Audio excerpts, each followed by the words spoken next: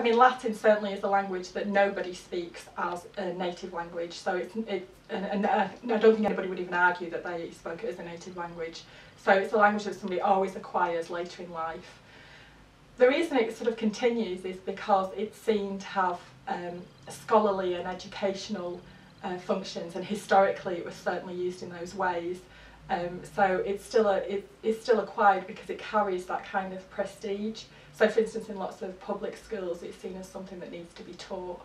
In terms more broadly and how it's used more broadly, it's not a language that people would use to have a conversation in. It's rather just a language that they might write in or read in, or use for sort of historical or traditional documentation, for instance. I think the teaching of any language is useful because when you learn about, when we all use English, we all have a very good understanding of English, and we all know how to use English, but we know how to use it without thinking about it.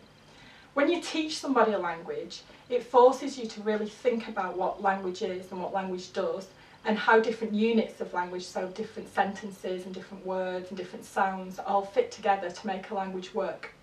So teaching people languages is a very useful thing in terms of expanding their knowledge about things that they do innately and in a very straightforward way, and also just broadening their horizons about particular cultures. So in that sense, I think teaching Latin is an admirable thing to do. I guess the question is, are there more useful languages that we might want to teach in schools that people could actually use in more productive situations? So, for instance, the most used language in the world is various varieties spoken in China.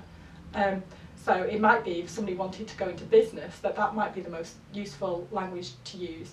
The second most common language is Spanish. So there are good arguments for saying Spanish might be a language you want to use because there are more chances that wherever you go in the world, you're giving yourself more opportunities to be able to communicate with different people. So in that sense, I think it's very important to teach languages in school, but the type of language that's taught, you might want to think about the social and cultural reasons why you might want to learn that language.